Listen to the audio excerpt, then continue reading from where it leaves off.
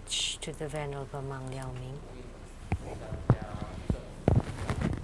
Homage to Master Sakya Tsung Kung. Homage to the 16th Dharma King Karmapa. And homage to Master Thubten Tarji. Homage to the three jewels of the altar.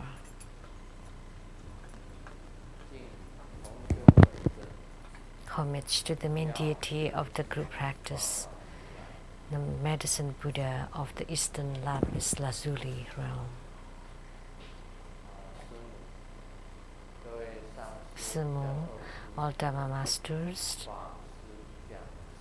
Dharma instructors, Dharma teachers, Dharma lecturers, Dharma assistants, temple directors, all disciples present here, then over the webcast, and our guest of honor today,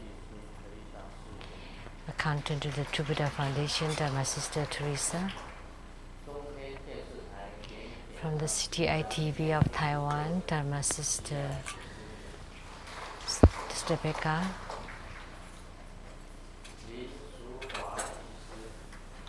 Dr. Lin, and Dr. Zhuang.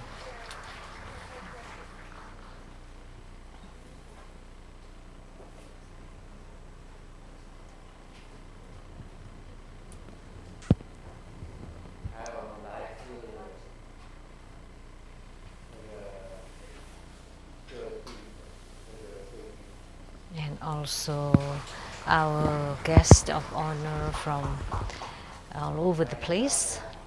Welcome, all of you.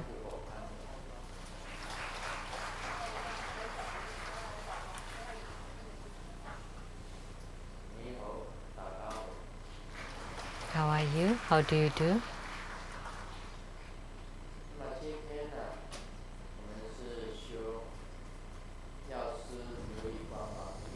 So today we practice Medicine Buddha as the main deity in this group practice. And I saw the Medicine Buddha, and all of you know I've spoken about this many times. And at the same time, Medicine Buddha appeared, and the sunlight bodhisattva, the moonlight bodhisattva, the supreme medicine bodhisattva, the medicine king bodhisattva, and the 12 medicine generals, they all seen together.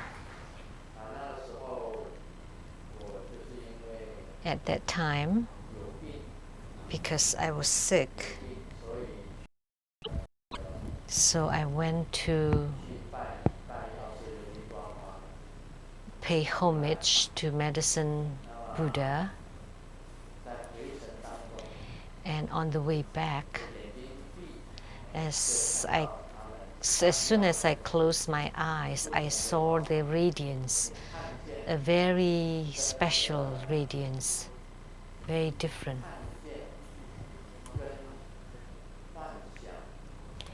Seeing and imagining and dreaming are slightly different, although they are similar, but they are different. So having a dream, sometimes so vivid. Seeing in meditation is different, and the seeing by Grandmaster is first they radiated that's very unique light. Every time I saw Buddhas or Bodhisattvas, it would be their radiance or their light first. And when they're very brilliant, very bright, then I would know that, oh, they're coming, and they're coming for real, for sure. So as soon as I closed my eyes, they radiated brilliant light. And who appeared was the Medicine Buddha that I just paid homage to. And Medicine Buddha at the center And then around him, behind him, would be the sunlight bodhisattva, the moonlight bodhisattva, the supreme medicine bodhisattva, medicine king bodhisattva, and the 12 medicine generals, and all their attendants, many, many of them. First I saw medicine Buddha, and then I saw all these other bodhisattvas and protectors, attendants, and generals. And I saw them all. So I recited their names one by one. When I went there, first I paid homage to Medicine Buddha. It was a great, a huge statue, a huge Medicine Buddha standing. So when he was looking at me as if like I was like I were an ant crawling on the ground, and I was circumambulating him, and there were many other images behind him, all the bodhisattvas and attendants. And after circumambulation and prostrations, I went onto the bus. And as soon as I closed my eyes, the radiance was very brilliant. It's not that my eyes are radiating like the stigmatism. It sounds the same in Chinese, so it's not that kind of it's not stigmatism, but actually it's radiating light, a very special light. It's the same kind of it's the same case as the other Buddhas and Bodhisattvas I saw before. And I was very pleased seeing Medicine Buddha and the Bodhisattvas and the generals and all their protectors. I was very pleased. So then I knew that I have hope on curing my sickness. So I told Simu that my sicknesses will be gone, because I saw them, and of course then I would be cured. And these few days, it's also very strange. I first went to the True Buddha Foundation office maybe 2 or 3 days ago.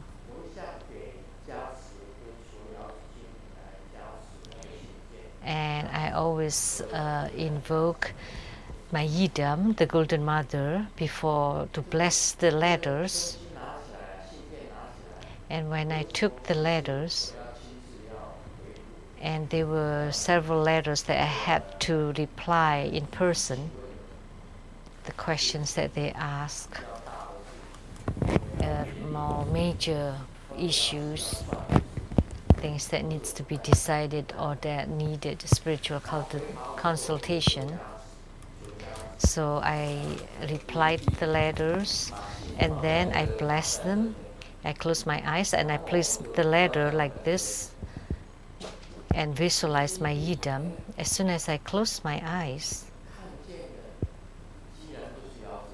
what I saw was not the Golden Mother. What I saw was the Kuan Yin Bodhisattva who's riding on a dragon.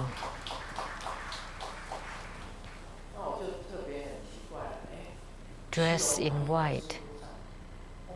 So the white robed Kuan Yin Bodhisattva riding on a dragon. And it was very interesting. And the second letter, that was the same Kuan Yin Bodhisattva. So I told the disciples there that the deity that came today is different. It's the white-robed Kuan Yin Bodhisattva riding on a dragon. Please raise your hand if you heard that. Anyone working there would heard it. And that evening, prior to giving blessings on the heads, I always visualize my Yidam before giving the blessings. As soon as I closed my eyes then, I also saw the white-robed Kuan Yin Bodhisattva riding on a dragon. So that was very different. because this deity had never appeared before, and I saw her. So that's why I said that that was the white robe Kuan Yin Bodhisattva riding on a dragon. The same case as I was giving blessings on the head.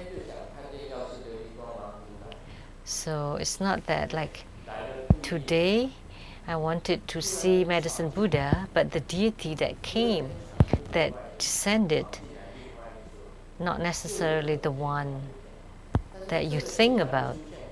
So this kind of cases would happen. So when that happened, I thought that the appearance of the white robed Kuan Yin Bodhisattva riding on a dragon was for something, and she told me, and then I have full confidence. Like when one time in Taiwan, there was a small issue that I encountered, and I don't know how long it will take. And then one morning, as I woke up, and when I closed my eyes,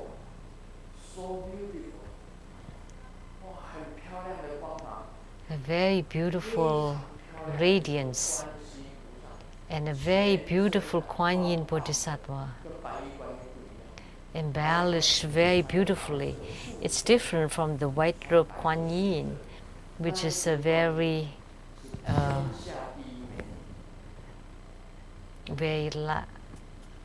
but that Kuan Yin that I saw in Taiwan was the most beautiful woman on earth, and she is sideways, and she is embellished with all kinds of jewelries, and radiated very beautiful radiance, beautiful light. And then she turned her head to see at me and have a very slight smile. And with that smile,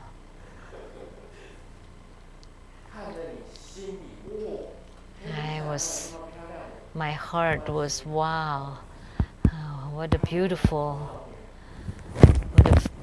lady.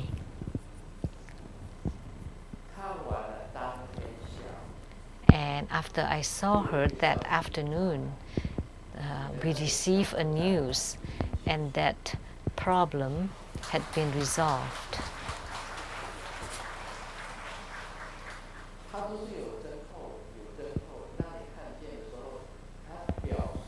So there is a reason why they appeared. So when you see that, then that would be the true seeing. But the seeing in a dream, sometimes they are also true. But dreams are rather fuzzy. But the true seeing is definitely clear, and they are radiance, they are light radiance with it. So the appearance of the Buddhas and Bodhisattvas, it's also good to see them in dreams or in meditations or while you're awake. That's even better.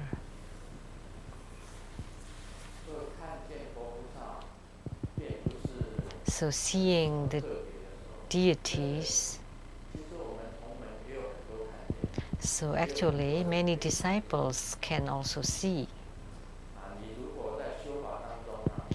Like when you're in your practice, like Grandmaster,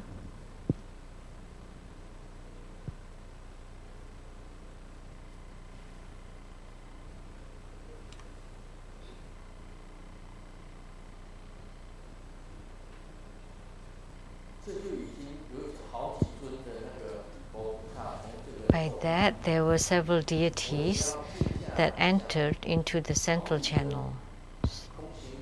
As soon as I quiet down, there were Buddhas, Bodhisattvas, and Dakinis entered already into the central channel naturally.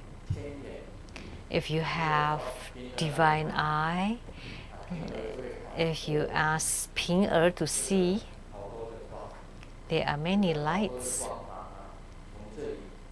many rays of light entered here. One prajna light, one after another entering here. And before we prayed to Medicine Buddha to have the nectar to be sprinkled on all of us.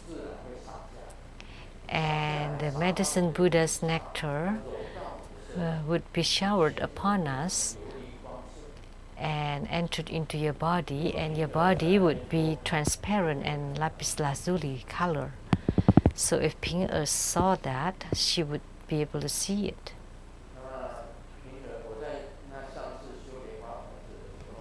Last week, when I practiced Padma Kumara,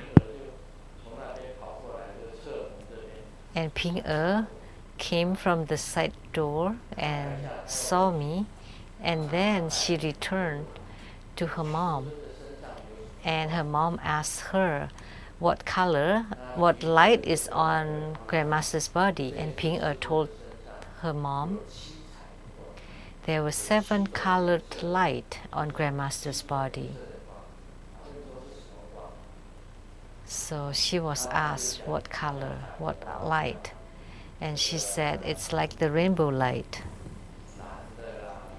Blue, white, green, red, yellow, all different colors. And she said there was also black color light. And her mom said, "What? Isn't that the light of karma, black karma? So please tell me better, was there a black light?" And Ping Er said, "I don't lie, there was a black colored light." And the disciples told the mom, "Of course there's a black light because there's also black Padma Kumara." And Grandmaster said, the black light sometimes is for subjugation. Blue and black are for subjugation. So Ping Er could see a 3-year-old little girl. She could see.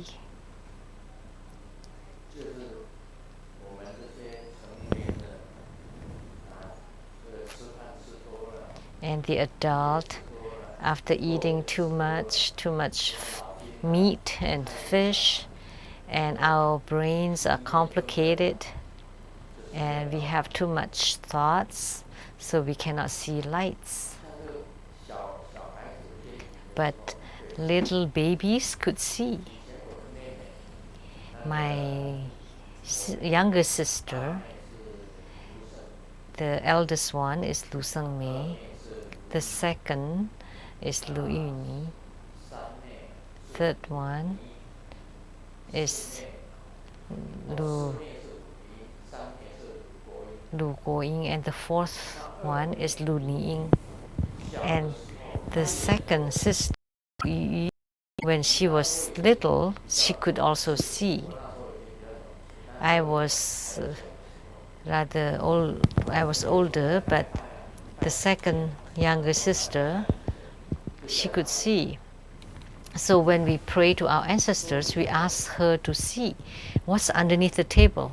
And when she saw, there were several people sitting there, that small, sitting there. And they took something from the offering table and ate underneath the table.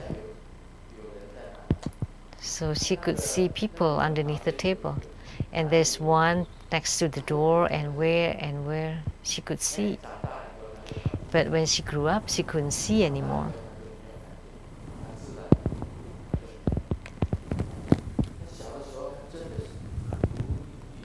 When she was young, Lu Yu, she could see all that little things, the small people. And I also once said that they slept on the offering tables, lined up.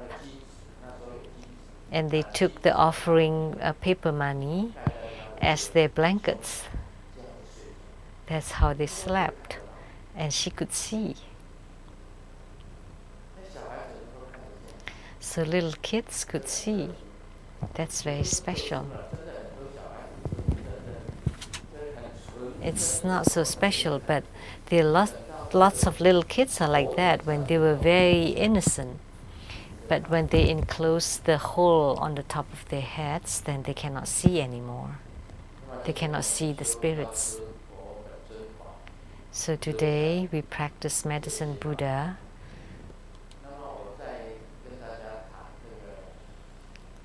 That's all for that. And let me continue on the great perfection Dharma. And before I introduce about Samde and Long Day, and today I will talk about Megakde, or the fifth instruction or oral instructions class or division. Actually, they are inseparable, but they are just classification in order to teach. So what is the Samde or the mind class? It talks more on the emptiness or empty nature.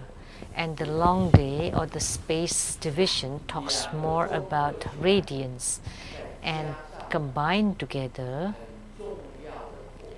and then plus very important pith emotions or the niptic or the heart essence together, these three things, then that would be called the oral instructions divisions or Megakde. So the Megakde is the combination of Samde, Long Day, and the pith instructions of the heart essence. So today someone shot an arrow, and what he wrote is this: homage to Grandmaster Lu. Very grateful to Grandmaster's teachings, and your disciple is trying, and please be compassionate. And the arrow is so the mind and see the nature is empty. So the essence, nature, and function.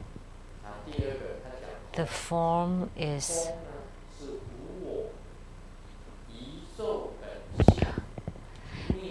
the essence is no self.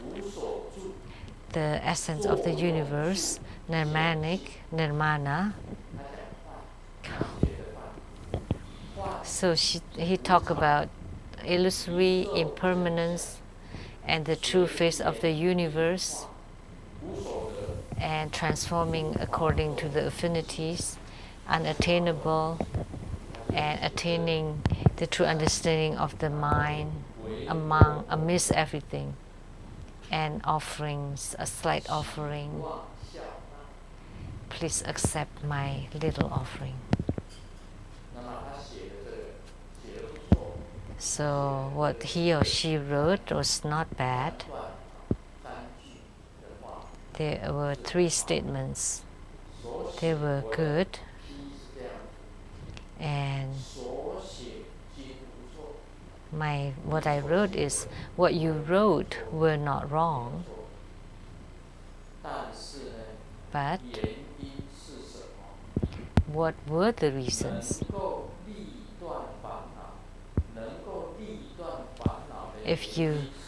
What is the reasons? What is the reasons for the ability to cut off the afflictions? That's my answer.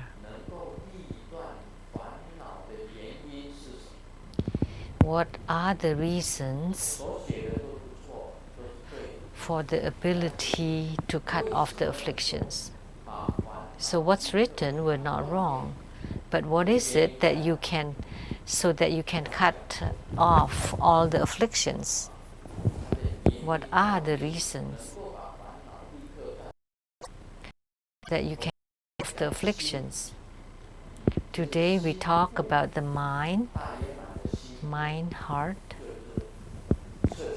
So the same day of the great perfection is the Dzogchen, is Dzogpa, or that's in Chinese, that's the immediate cutting. So in order to understand the mind, you need to be able to cut off. If you can have the true understanding of the mind, then you can cut off all the afflictions.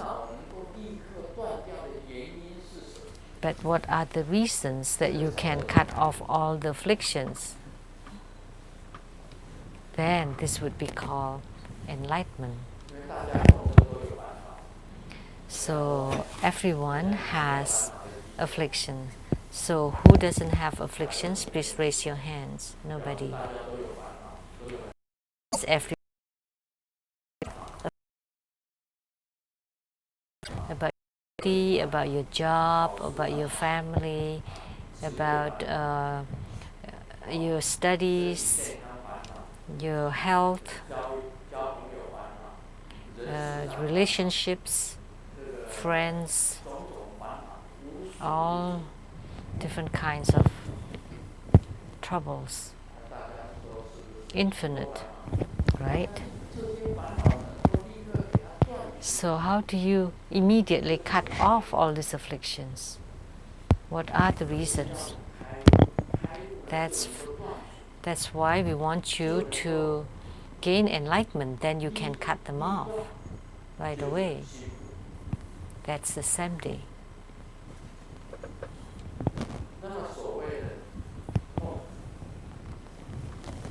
And Dokpa, that's Tibetan. And this is for Dzogchen. That's the long day, and that's about radiance. So by your body generating radiance, your inner radiance appear.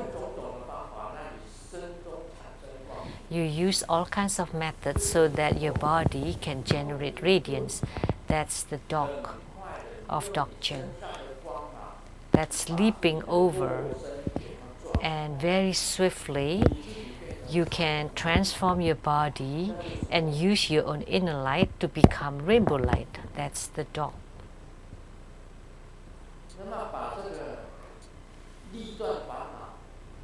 So the Chempa, which is the cutting off, and Talk, which is leaping over. So cutting off your affliction and generating radiance combine. And in addition,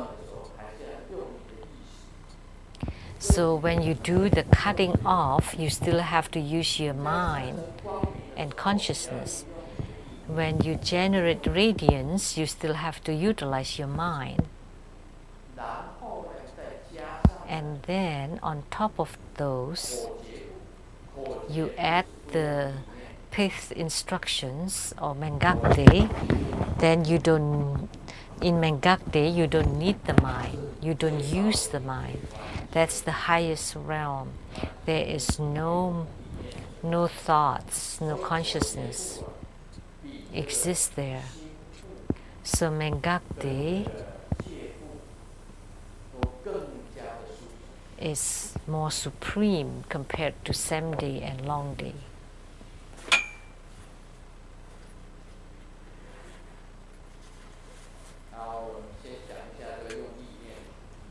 So let's talk about this using your mind.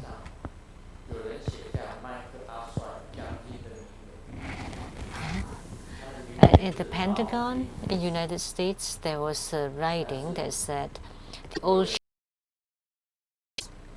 someone used their mind and wrote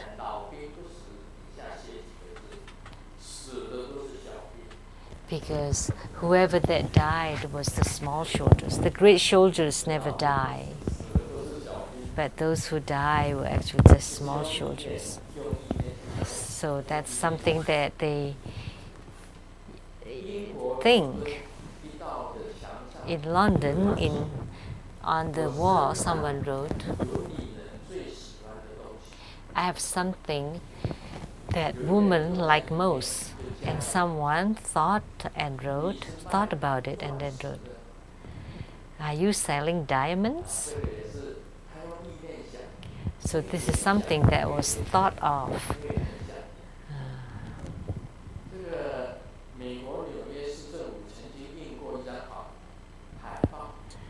And the New York City government wrote,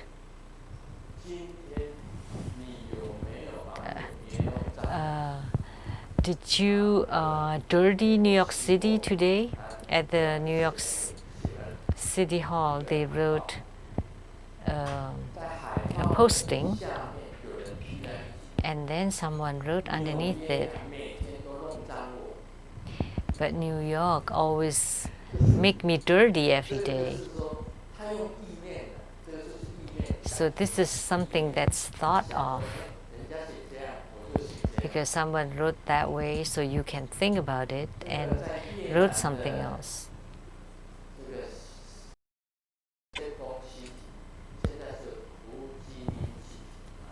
And in Saigon or Ho Chi Minh City in Vietnam, on the wall someone wrote,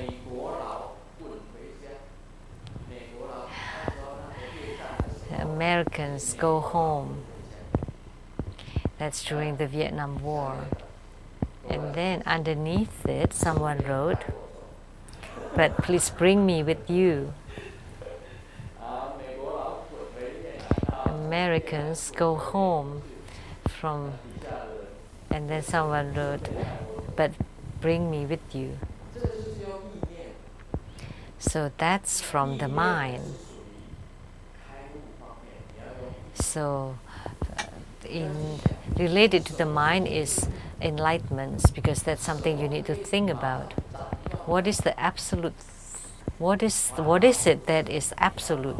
What is it that can cut off the afflictions, so the affliction don't arise? So this is something that you think with your mind. I have used this analogy before.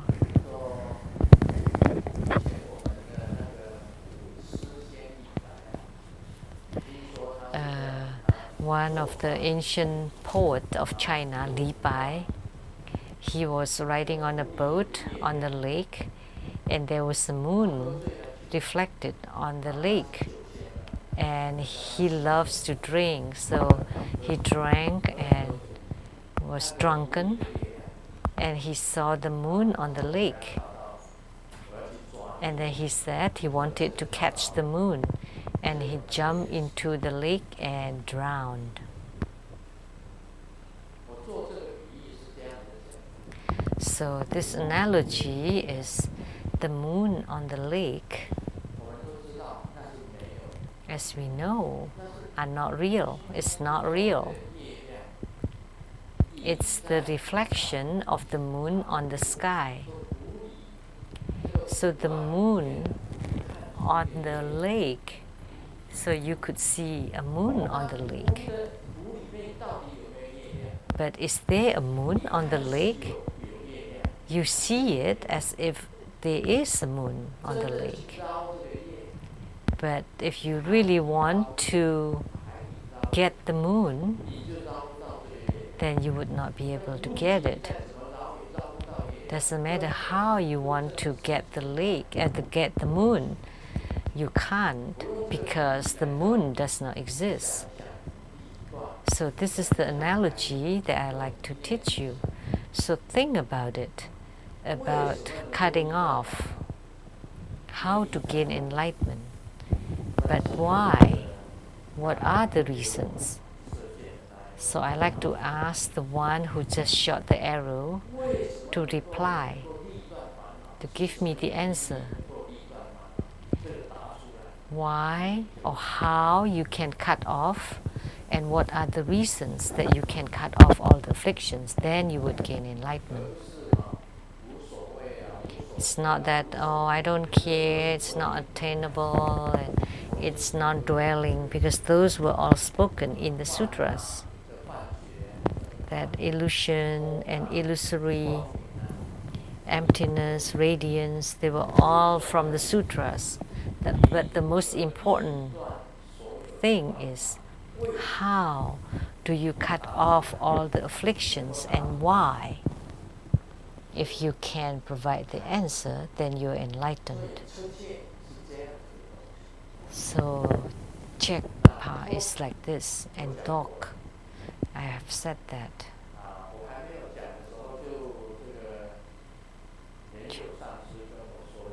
And before I said this, Master Lin Yu said,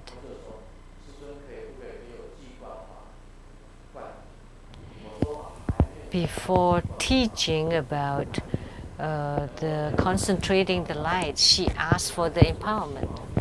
So I said, because I have not given the teaching, I will not give the empowerment, but in the future I will.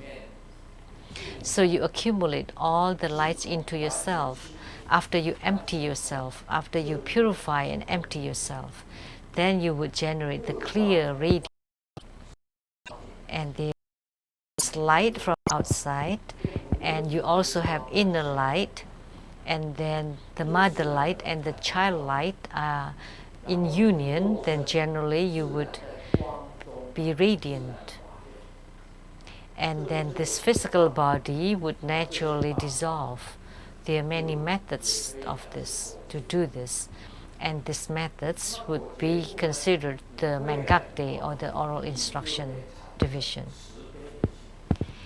And once you master this, you would generate compassionate heart.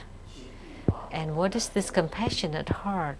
Is you like to deliver sentient beings so that all beings can understand this importance, path instructions. And you can cut off immediately, and you can generate radiance. And you can teach the path instructions so that everyone can generate compassionate hearts. So in Mengakde, there are several important points. One is compassion, and second is the clear light radiance, and compassion is bodhicitta, and third is the awakening or realization, and the original Buddha nature, so that you self-comprehend. And it is in continuum. You cannot say that, oh, I'm enlightened, now I understand. And then in a moment you say, well, I'm not clear anymore. And sometimes you're enlightened and sometimes you're befuddled. Then that's definitely not enlightenment. And the so-called enlightenment is completely, continually.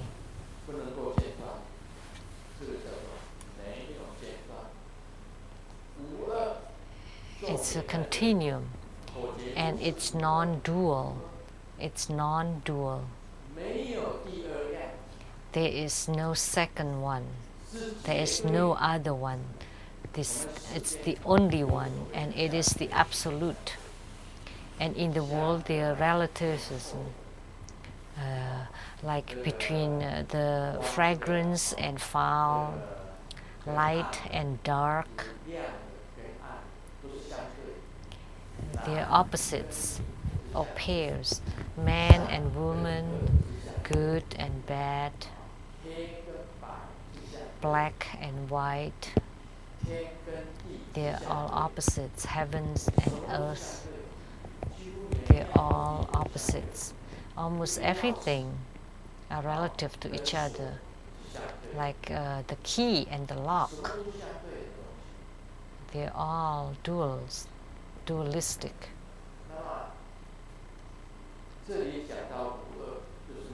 But here it is non-dual. In enlightenment, there is only one, and it is the absolute. So you need to be able to cut off, chakra. Then you can gain liberation. And after liberation, it would be nirvana. And when you discover your own Buddha nature, your original realization, then you would gain Buddhahood. This is the most important points in this Mengakte. The teacher asked, what is the flammable things? And the student said, my dad. How come it's your dad? Because every time I bring the report cards home, he would get flamed. He would rage into fire. So we want to be able to generate light. You need to have light to induce the light. Like this accumulating light practice is that in the dark room you lit an incense, and at the tip of the incense there would be a red light, and you concentrate on it and move it to your brow, to your heart chakra, to the brow chakra, to the heart chakra, to the navel chakra. There's only one light drop, and you pay attention to the light. Is the light hot? Yes, it is hot. If you don't believe it, you can try to touch it. It's hot. It is hot, red, and bright. And you induce the light into yourself.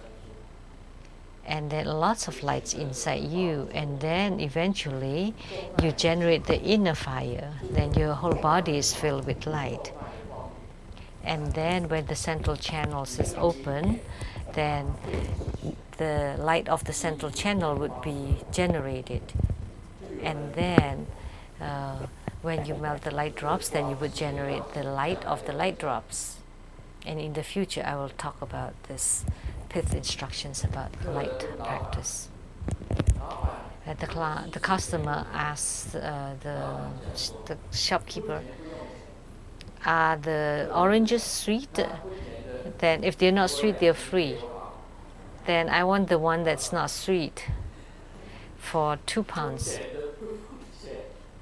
Because the shopkeeper said, if they're not sweet, they're free.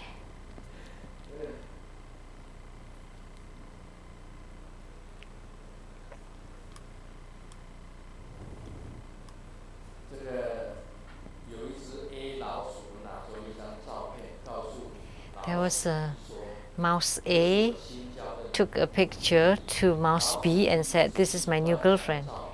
And mouse B saw the picture and said, but that's a bat. And mouse A said, don't you understand? She's a stewardess.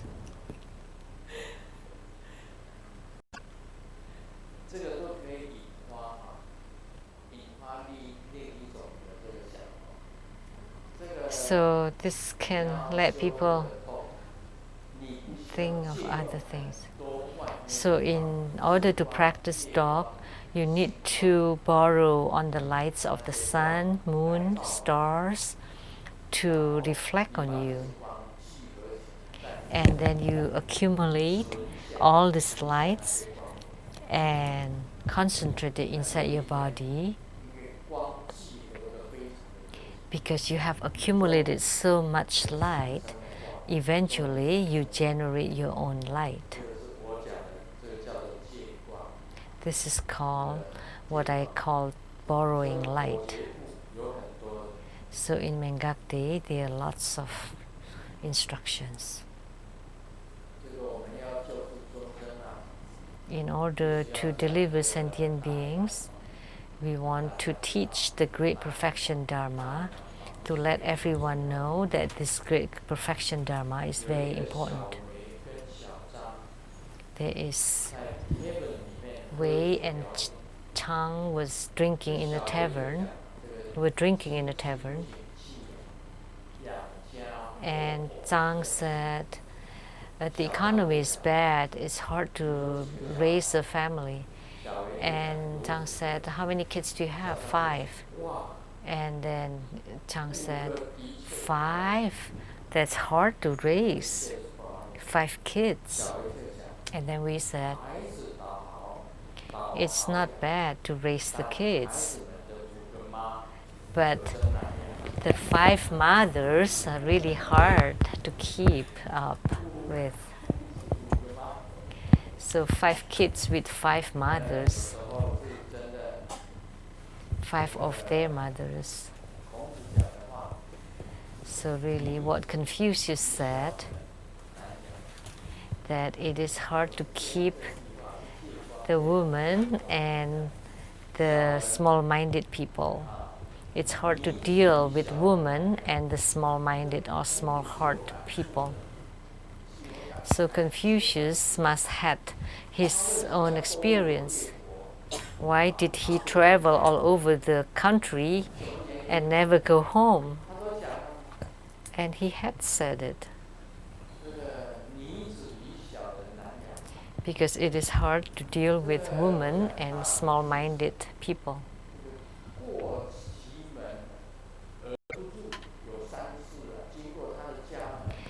He passed by his house for 3 times.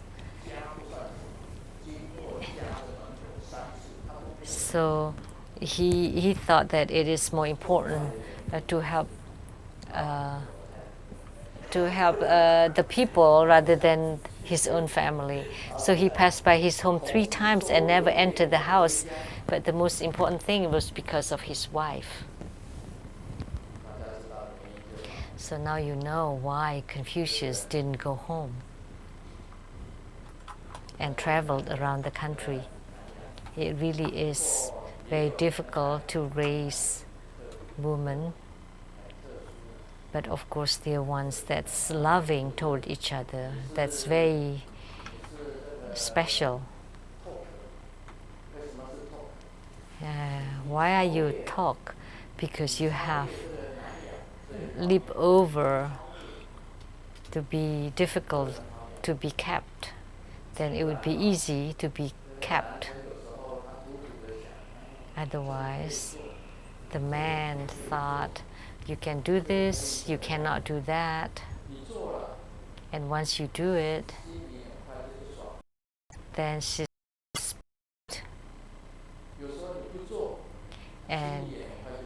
and then sometimes you don't do it and she's still displeased. That's why someone said that the heart of a woman is like a needle at the bottom of the ocean. That's a Chinese term. It's impossible to figure it out. Does she want it or does she not want it? Said yes when she doesn't want it, or vice versa. And sometimes she said yeah, she wants it and then she doesn't want it.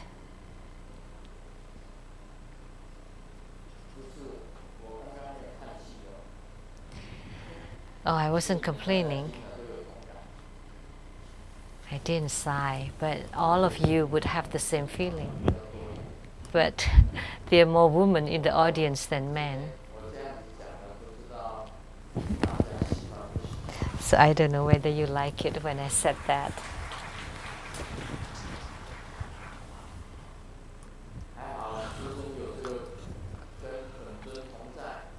So good thing that Grandmaster is in communion with the Yidam, and also Grandmaster is enlightened, so that's why I can cut off a lot of afflictions. There's this joke.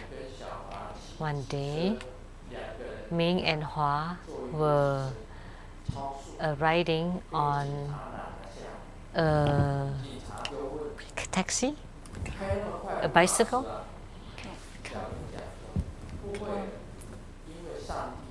And was driving really fast and was stopped by the policeman.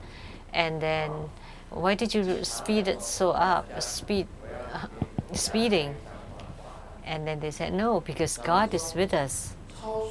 And then I have to give you a ticket. So there's only one ticket for speeding, and I want to give you another ticket. So and then the policeman said that because there are three of you, because the bicycle could only ride two people. But God is actually has a body of light, has no physical body. In our spiritual cultivation, the light that you generate does not have form, does not have a body. They are lights that could be seen. They are light that cannot be seen with your eyes.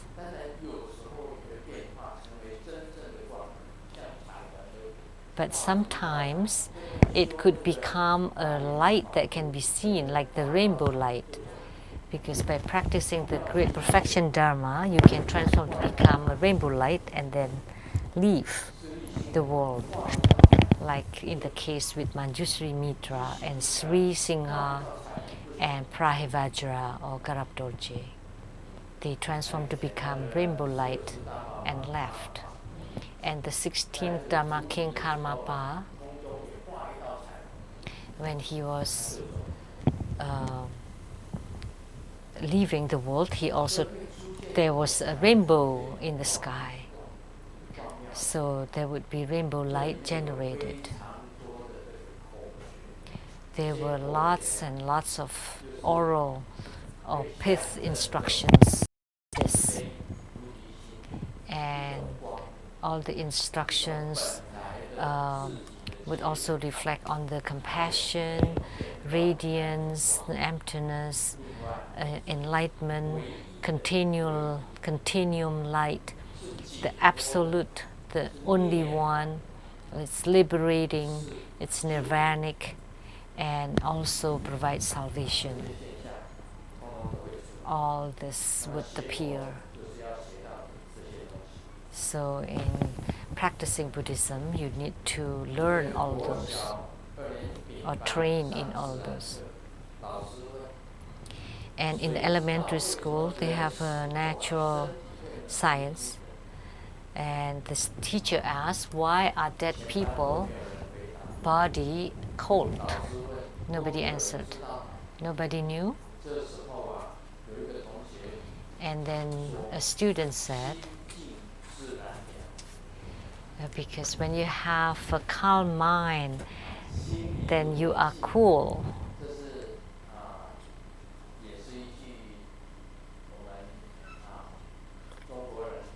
This is also a Chinese term, that when you are calm, then you are cool, naturally cool. And it's the same with us. When your mind are quiet, then you would generate light. When your mind is in a mess, then you would not have light. So the most important spiritual cultivation is to make sure that your conduct and behavior are upright. That's spiritual cultivation. So if you make your behavior and conduct upright, you clean and purify your thoughts, and what you do, you don't have any malicious or evil thoughts, no evil actions, and body and mind are purified, then naturally your central channel would be open and flowing. Once it is open and flowing, then the light would be generated naturally. So with a calm mind, the light would be generated. Om Mani Padme Hum.